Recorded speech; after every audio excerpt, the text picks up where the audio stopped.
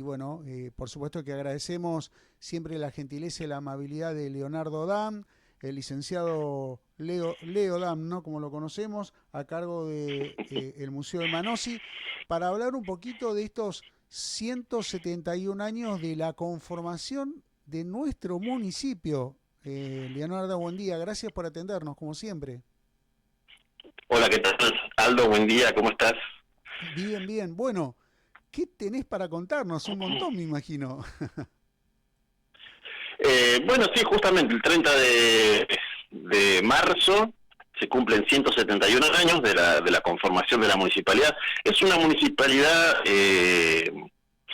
digamos, digamos, de las primeras de la provincia, porque incluso es anterior a la propia Constitución. Recordemos que Buenos Aires, en general provincias, luego de la caída del gobierno central, del directorio, ¿no es cierto?, en 1820, hagamos el raconto, primera junta grande, triunviratos, directorio, que es la institución, digamos, que hace como una especie de presidente de hoy, que cae en 1820. Y ahí cada una de las provincias, que en realidad, digamos que esas provincias eran como ciudades, y su zona de influencia, cada una de esas provincias, entre comillas, reasume de alguna manera su soberanía y se gobiernan a sí mismas, y se dan sus propios gobiernos. Bueno, en el caso de la provincia de Buenos Aires, una de las primeras medidas que se toma es eliminar los cabildos.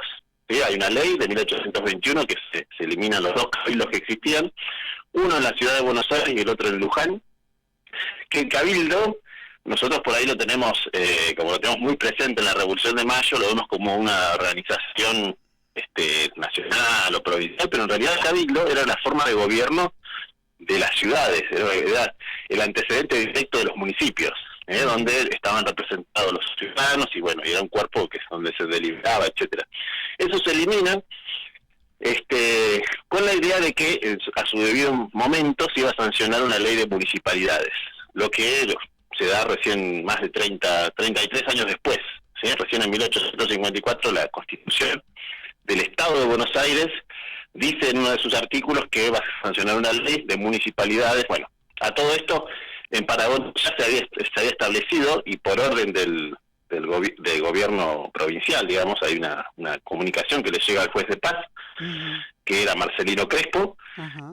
donde se le indica que por decreto había que conformar una municipalidad, una comisión municipal, que bueno, Marcelino Crespo, el decreto decía que tenía que reunir 4 o 5 vecinos digamos, de que tuvieran el amor del pueblo, que fueran gente honesta, digamos, toda una serie de requisitos, y que conforman la comisión municipal, lo que hace justamente el 30 de marzo.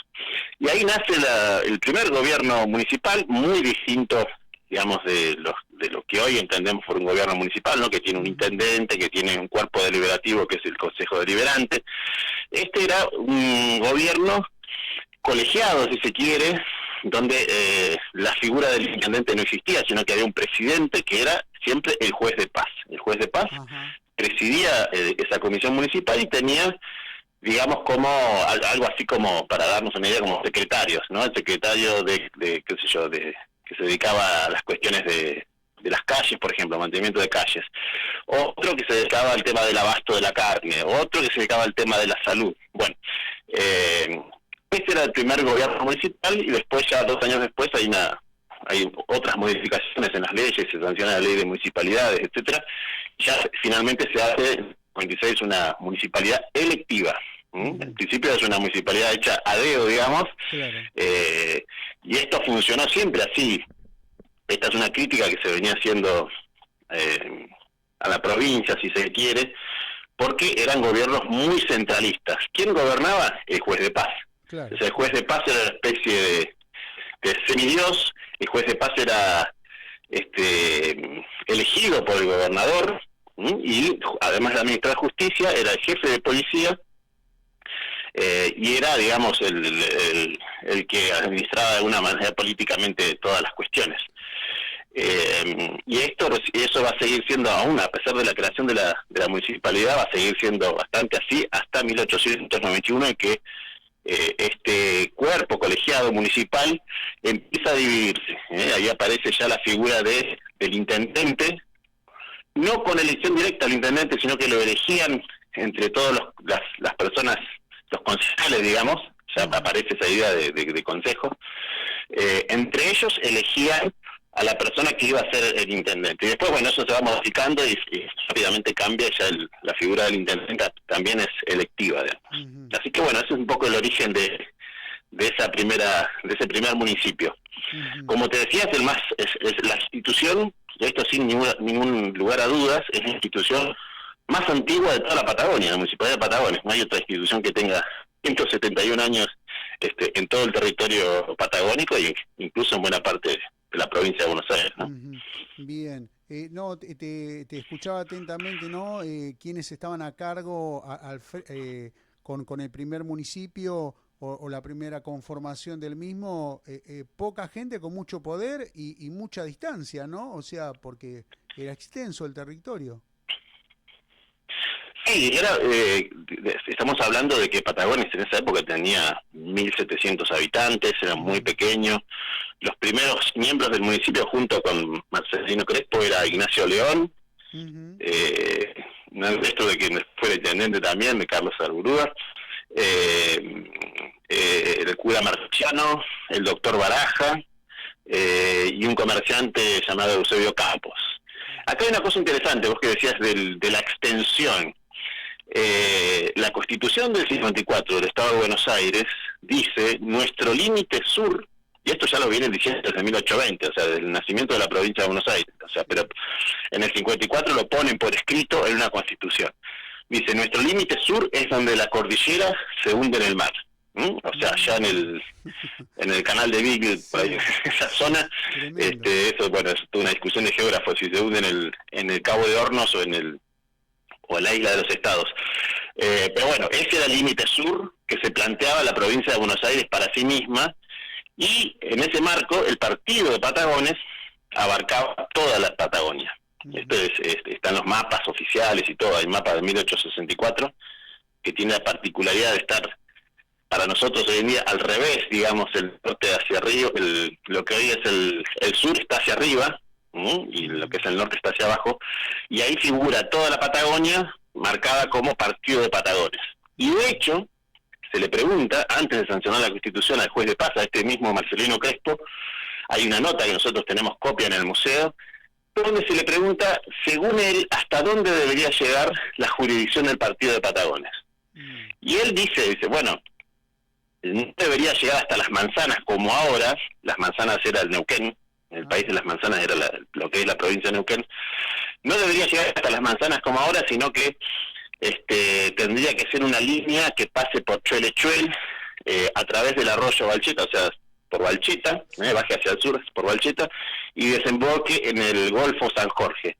Con lo cual quedaría dentro de esa delimitación que proponía en ese momento Marcelino Crespo, bueno, la península de Valdés completa, por ejemplo, y bueno, buena parte de lo que es Río Negro, de Chubut, ¿sí?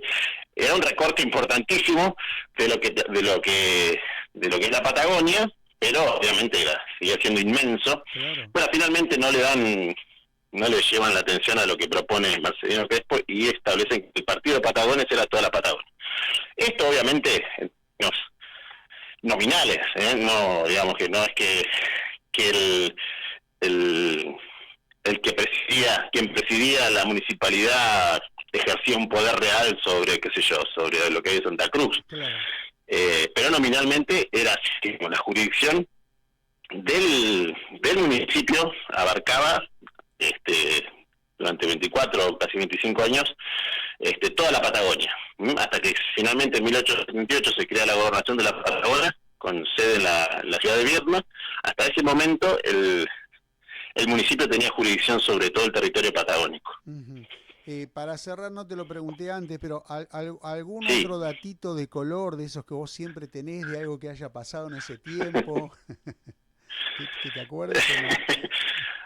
¿Algún dato de color?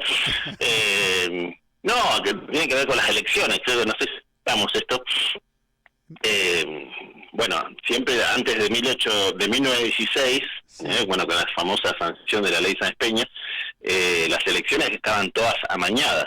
Recuerdo que Mitre en un momento se levanta militarmente en 1874 acusando al gobierno de que había hecho fraude, pero era lo normal, siempre se hacía fraude. Era algo natural. Sí, hasta 1916 siempre hubo fraude, hubo una maquinaria fraudulenta donde el que iba a ganar se designaba con anterioridad y bueno, se ponía todo el mecanismo en función de eso. Claro. Y bueno, en el municipio de Patagones había distintas formas, ¿no?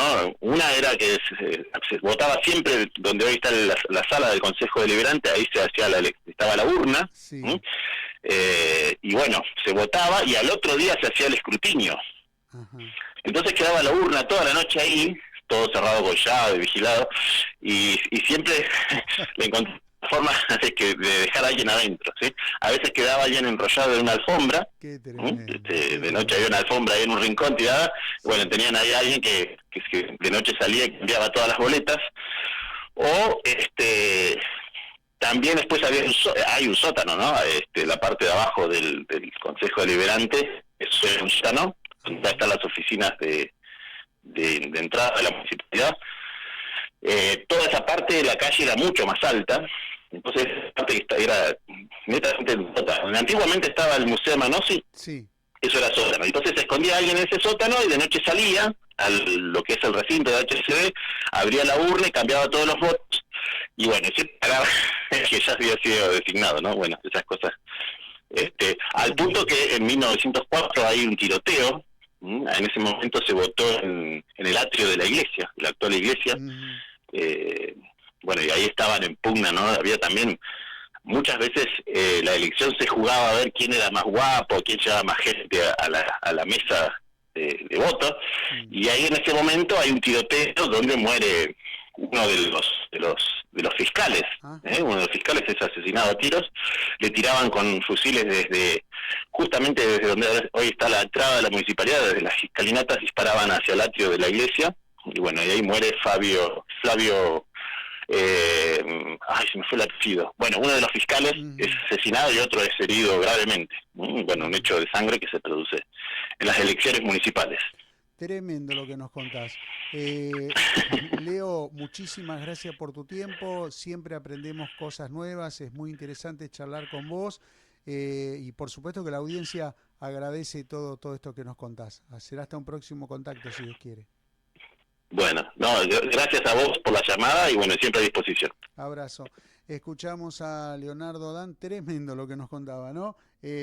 Bueno, quien está a cargo del Museo Manossi, primero la conformación de los 141 años, se cumplió en el día de ayer, 30 de marzo, del municipio de Patagones, la extensión que tenía, ¿no? Hasta dónde llega, toda la Patagonia, hasta que después con el tiempo esto fue cambiando y después estos hechos, en principio algunos con gracia y otros muy tristes, ¿no? Con la pérdida de una persona.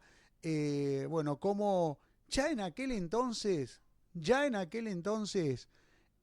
quienes ejercían la política hacían trampa. Qué bárbaro, ¿no? Bueno, uno siempre espera y cree lo mejor de la gente. Bueno, pero tiene que ver con parte de nuestra historia y la queríamos compartir en la mañana de día a día. Gracias a Gabriel que nos está escuchando, siempre está atento ahí, a ver cómo sale la transmisión en la radio y especialmente por YouTube.